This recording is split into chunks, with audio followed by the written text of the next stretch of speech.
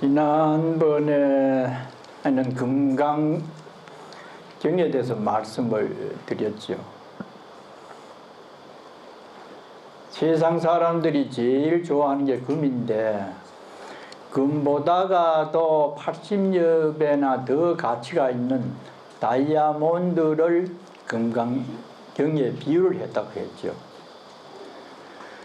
그런데 사실 다이아몬드보다 100배, 1000배나 더 좋은 보물이 우리 절집안에 있어요. 그것이 바로 지혜입니다. 이 세상을 어떻게 보고 내 마음을 어떻게 쓰면 행복하게 건강하게 살게 되는지 그것을 알아서 응용을 하면은 다이아몬드보다 더 값진 보배다. 보석이나 명예를 평생 쫓아다녀봐도 연세가 들고 병이 나면은 허전합니다. 남는 것은 후회라요. 내가 죽으면 어디로 갈 것인지, 내가 왜 이렇게 살았는지. 그래서 그러한 어떤 마음이 나지지 않고 행복하게 이 세상을 끝까지 살 수 있는 부처님 말씀의 지혜를 다이아몬드보다 더 가치 있다. 이렇게 우리 불교도들은 알아야 돼요. 그 가치 있는 것을 찾아 나가는 길이 13주지요. 동안에 있는 우리들의 여정입니다. 그래서 지난주에는 지금부터 2500여 년 전에 인도에 부처님이 계시는 곳으로 안내가 되었습니다. 인도라고 하는 대륙은 가보면은 굉장히 느낌이 다릅니다. 뭔가 정신적으로 굉장히 깨우치게 하는 강한 힘이 있어요. 그런데 2500여 년 전에 사위성이라고 하는 나라 그 성이 있는데 그 근처에 기수급고도원이라고 하는 절이 있습니다. 거기서 부처님을 비롯해서 1250인 제자와 많은 신도들이 수행을 한 곳입니다. 기원정사입니다. 정부말레에서는 기수급고도원이라요. 기수락 하는 말은 그 당시에 임금의 아들 이름이 기타라고 하는 이름을 가진 태자였어요. 이 사람이 왕족이 거느린 땅을 자기가 불화를 받았는데 성 옆에 굉장히 약간 작은 동산인데 아주 아름다워요. 그 근처에는 지금도 숲이 많습니다만은 망고나무가 굉장히 많아요. 그러다가 보니까 해가 뜨면은 그 망고를 따먹으려고 갖가지 새들이 찾아 들어가지고 아주 경치도 좋고 공기도 좋은 그런 곳이라요. 그런데 수달태자라고 하는 사람이 있는데 그 사람이 별명이 급고독입니다.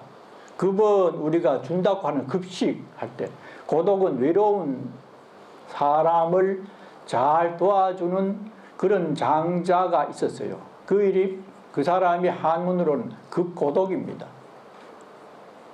그런데 이 장자가 굉장히 재산이 많은데 저 왕실의 땅을 사가지고 부처님 제자들이 거기서 공부를 하도록 좀 해주고 싶은데 왕실 땅이니까 감히 번접을 못 해요.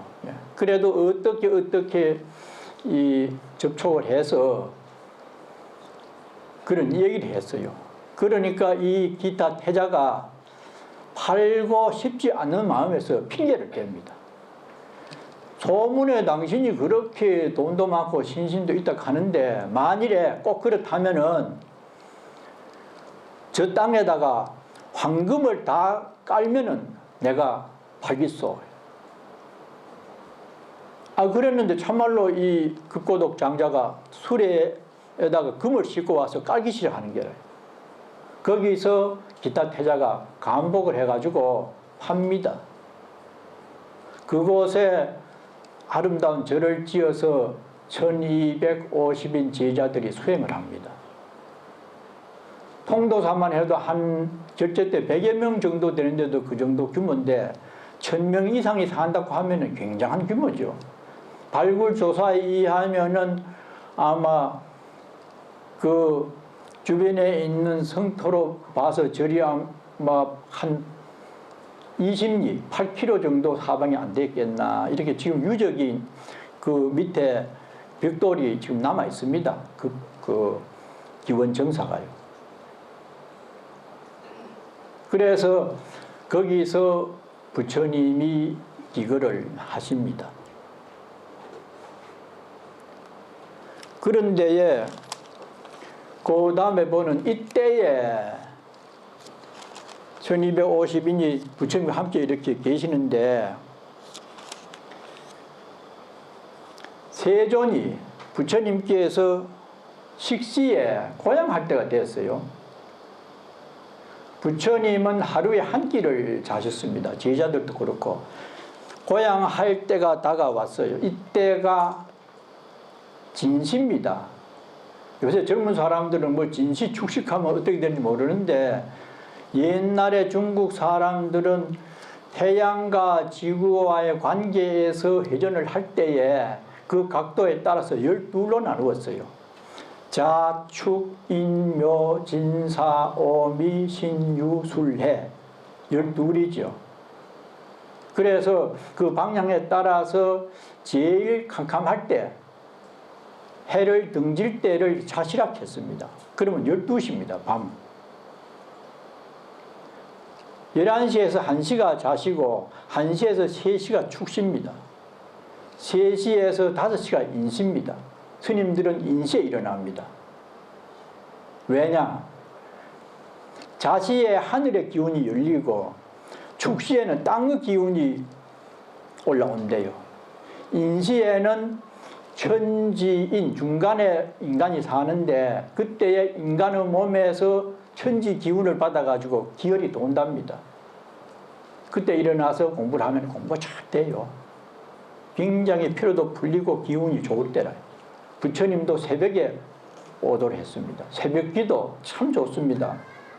근데 기도를 오는 분들이 많지 않아요. 인시죠.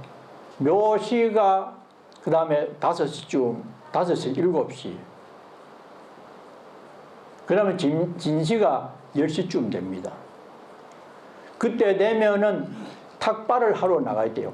이때에는 진시를 말합니다. 그럼 탁발해가지고 오면은 4시쯤 돼요. 11시. 우리 4시 기도 고향 가는데 어떤 사람은 뭐 말인지 모르고 그냥 4시 기도, 4시 고향 가는데 9시에서 11시 사이를 사시락 합니다. 뱀사자요. 그때가 가장 생명력이 강하고 탄소 동화작용을 강하게 할 때입니다. 소화도 잘 돼요. 그 부처님은 4시에 고향을 하거든요. 때가 돼서 차기지발, 옷을 가사를 수하고 사위대성에 들어갑니다. 여기는 기원정사가 왕사성 밖에 있기 때문에 거기에서 성 안으로 고향을 얻으러 들어갑니다. 입사위대성, 사위대성으로 글식을 하러 1250인이 가사를 수하고 바루를 들고 햇볕을 받으면서 쭉 나갑니다. 태국이나 그 미얀마, 스리랑카 같은 데 아침 햇살 뜰 때에 탁발하는 모습 보면 장관입니다. 1250인이 부처님을 앞에 탁 모시고 쭉 그 황금 햇살을 받으면서 노란 가사를 수하고 맨발로 쭉 나갑니다. 마을로. 그래서 기원정사가 성에서 너무 멀어도 안 되고 너무 가까워도 안 돼요. 탁발하기 좋으려면 적당해야 되고 또 수행하려면 적당하게 거리가 있어야 되기 때문에 그런 위치가 기원정사이기 때문에 수달 장자가 그렇게 절을 짓기를 원을 했어요. 그래서 이제 쭉 걸식을 하러 갑니다. 걸식, 빌어먹는 겁니다. 그래서 걸사, 스님들이 거렁뱅이를 사실 알고 보면 제일 인도에서는. 이것은 고대 인도 바라문교에서 비롯됐습니다. 힌두교를 믿는 사람들의 가장 상층 계급이 바라문이거든요. 제사장. 이 사람들은 생활 규범이 젊을 때는 공부를 하고 결혼하고 결혼시켜 놓고 내여간에 나이 많이 들고 책임이 없어질 때쯤 되면은 약간의 노자를 갖고 두 내외분이 유행을 해요. 아무 집착 없이 버리고 이제 죽을 준비를 편안하게 해요. 그래 전부 얻어먹고 자기 돈 있는 사람 사먹고 그렇게 하다가 어느 때 되면 내외간에도 헤어져요. 둘이서도 공부에 방해된다. 당신은 당신 갈 길로 가고 나는 내 갈 길로 가서 편안하게 최후를 맞이하자. 그런 어떤 풍습에서 불교에도 유입이 됐죠. 걸사. 얻어먹으면 제일 편합니다.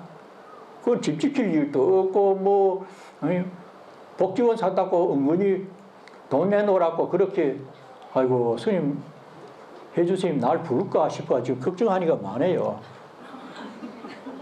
시주하러 갈까봐. 안 그걸 저거 뭐, 제 큰, 크게 웃는 분이 바로 그 생각을 했기 때문에 그게 없거든. 그래 얼마나 좋아요. 그 날씨도 없고 맹고만 하니까 주택이 없이 그냥 초기에는 유행을 합니다. 스님들이 나무나 바위 밑에 때 되면 밥 한 끼 얻어먹고 신경 쓸 게 뭐 있어요. 얼마나 좋아요. 그런데 차츰 절을 갖게 되고 탑을 세우게 되고 정착을 하게 됨으로부터 수행에 방해가 되고 돈에 욕심이 나서 불교가 점점점 타락하기 시작합니다. 집단이 많고 재화가 필요하면은 부정이 생깁니다. 그래서 초창기에는 걸식 얻어먹는데 7집 이상을 한 사람이 못 다니게 돼 있어요. 지금도 가면은 그때 되면은 전부 밥을 해가지고 딱 기다리잖아요. 신도들이. 스님들께 공양을 하고 그 다음에 들어가서 먹지 절대 공양을 먼저 안 해요. 남방불교에서는. 7집까지를 차례대로 걸식을 해야 돼요. 저 집 반찬 나쁘다고 건너뛰면 안 돼요. 다니다 보면 저 집은 잘 나오고 우리 도시락 쌀 때 보면 그렇잖아요. 요래 보면 저 사람 계란 후라이하고 온다 하면 체육 시간에 꼭 까먹잖아요. 차례대로 7집 이상 원하게 돼 있어요. 그거는 평등, 있는 사람이나 없는 사람이나 복을 짓도록 도와준다. 얻어먹기는 하지만 또 자존심은 대단해요. 저 사람들 밥 안 해주면 저 손내다. 공덕을 못 짓기 때문에 저거 손내지 내 배고픈 문제가 아니라는 거예요. 그래서 아주 묘하게 공덕을 짓게 하는 동시에 빌어먹는 사람은 하심을 하면서 상대를 존중하게 되죠. 수행이 저절로 되게 되는 시스템이 걸식입니다. 차례로 걸식을 하고 한지 본처 절로 왔지요. 그래서 공양을 하고 반사를 하고 공양했으니까 이제 가사를 벗어가지고 아마 이발을 근데 여기는 아마 조금 중국식으로 저렇게 그렇지 남방에는 아마 거의 가사를 수하고 있어요. 이복을 정리를 하고 세조기 하시고 발 씻고 부자이자 가만히 부처님께서 앉아 계시는 게라요. 그러면 이식주 3건이 충족이 됐죠. 옷 입고 나가서 고향 들고 발 씻고 방에서 편안하게 새소리 들으면서 앉아 있잖아요. 다른 1250인도 부처님 중심으로 전부 그렇게 앉아 있는 게라요. 여기에서 중국의 유명한 참선을 많이 해서 도인이 된 야부스님이 한 말씀을 합니다. 서가모니 영감제의가 평지풍파를 일으켰다.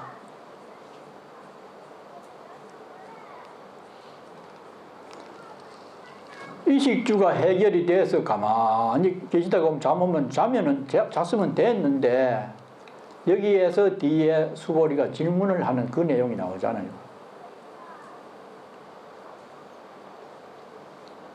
사실 진리를 깨달은 그 야부 스님의 입장에서 보면은 이 이상 뒤의 말은 bun더덕이라요.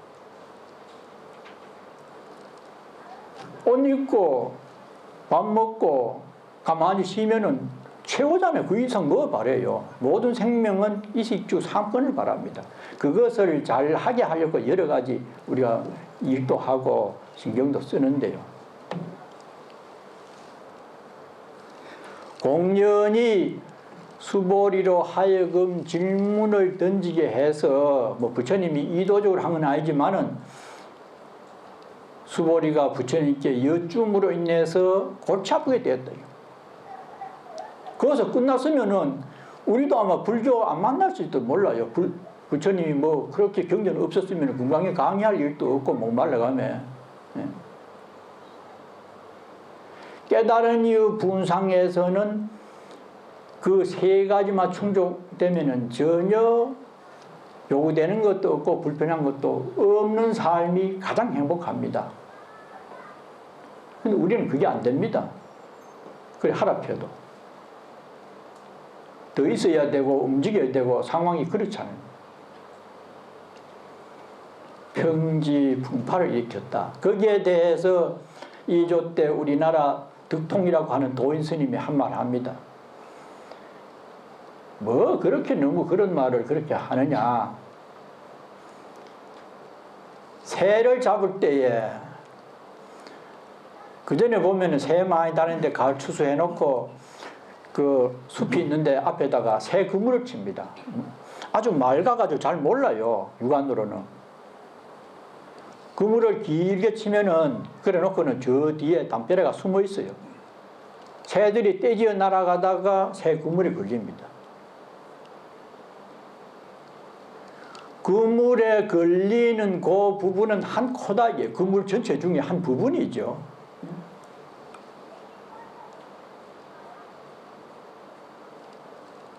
그래서 한 그물을 갖고 전체의 어떤 목적을 달성을 하기 때문에 걸리는 부분도 필요하지만 사실 걸리게 하려면 전체 그물이 필요하다는 겁니다. 나라를 다스리는 사람이 우리 대통령이나 뭐 왕이나 있잖아요. 그 나가면은 아 한국에 누구 하고 뭐 이렇게 칭찬받고 뭐 옷 잘 입었니 뭐 그런 거 하잖아요. 그래도 국민이 없으면은 나라라고 할 수가 없다. 이런 비유를 듭니다. 때문에 도가 높은 사람은 밥 먹고 옷 입고 잠잘 곳 있으면은 아주 행복하고 만족할 수가 있는 상황이 되지만은 그렇지 못하고 지혜가 낮고 도를 얻지 못한 사람들에게는 말과 글이 필요하다. 이 비유를 그렇게 득통 스님이 댑니다. 담쌀 때 보면은 돌을 이만큼 갖다 놓고 싸요. 근데 나중에 다 싸고 보면은 다 들어갔어요. 모난 것도 필요하고 동그란 것도 필요하고 작은 것도 들어갔고 그 많은 돌이 어디 갔노? 중간중간에 전부 필요가 합니다. 그래서 도를 아는 사람들은 경전도 필요 없고 종교도 필요 없지만은 얻은 사람은 얻지 못한 우리들에게는 그 다음의 내용이 필요하다. 이런 의미로서 그 득통 스님이 한마디를 했어요. 그래서 또 이제 발을 씻고 계시는데 그때에 장로 수보리가 장로 지금 뭐 다른 교회에서나 이런 데 쓴다고 이게 뭐 기독교 용어 같지만은 전부 불교 용어입니다. 이 용어라고 하는 것은 서로가 함께 약간 변형해서 시키는 것이지 누가 독창적으로 만들어 맨 처음에는 그랬겠지요. 그러나 오래되면은 서로 빌렸습니다. 원래는 불교 용어입니다. 장로. 길장자 그것은 덕이 높은 분을 말하고 늙을 노자는 연세가 많은 분을 노자라고 합니다.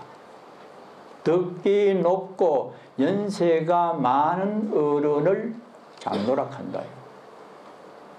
제자 중에도 지혜제일 수보리가 가장 금강경 뜻에 부합이 되기 때문에 수보리를 앞세웠죠. 해공제일, 지혜제일 각각 있잖아요. 굉장히 지혜가 높아요. 그래서 수보리가 제대중 중 1250인 중에 가만히 있다가 즉종자학이 일어납니다. 편단우견, 가사를 이렇게 한 오른쪽을 드러냈으니까 왼쪽에 가사하는 게죠. 우술 착지, 오른쪽 무릎을 땅에 딱 대고 중국선 가듯이 합장 공경, 이 백불은 부처님께 말씀하사되 요 5가지가 법문을 청할 때에 성단에서 기본 예입니다. 자리에서 일어나고 그 어른한테 말씀드리려면 누구라도 일어나잖아요. 가사를 이렇게 딱 수하고 꿇앉아서 합장을 공경하고 눈을 딱 아주 공경하는 마음으로 눈알을 돌린다든지 얼굴을 돌린다든지 하면 안 돼요. 거기 나옵니다. 잠시라도 눈을 다른 데로 하지 말고 정중한 마음으로 눈을 마주치면서 딱 내가 누굴 바라보듯이 딱 이래가지고 눈을 꽂으면 안 돼. 또 적당하게 5가지 예의 규범입니다. 법문을 청할 때야. 그래서 하는 말이 뭐냐? 희한합니다. 부처님이시여 이렇게 말을 해요. 부처님께서는 우리 공부를 하려고 하는 제자들이나 신도들을 잘 보호하고 또 잘 가르쳐 주실 겁니다. 이렇게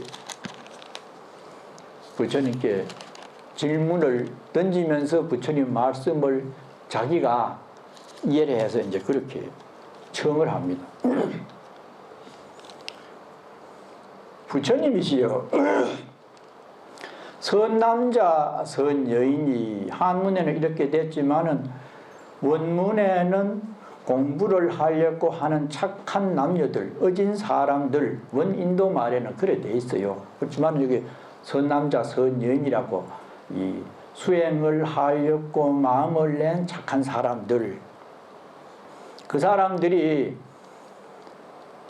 안욕따라 삼약 삼보리심을 발했는데 지혜를 얻으려고 우리가 어떻게 하면 잘 살 수 있을까 이런 문제 때문에 절에 다니는데 구체적으로 어떻게 하면 되겠습니까? 그래 2가지를 묻습니다. 우리 부자들이 운하주 행동을 어떻게 해야 될 것이며, 그런데 원문에는 행동을 어떻게 하고 활동을 어떻게 해야 될지 2가지를 묻습니다. 그런데 한문에 번역하면서 운하주 이랬어요. 이런 문구가 상당히 해석하는데 어렵게 하기 때문에 800사람이나 서로 이렇게 해석을 달리하죠. 머물 것이냐, 이것을 어떻게 볼 것인가. 이 글은 1500여 년 전에 중국 고대 글입니다.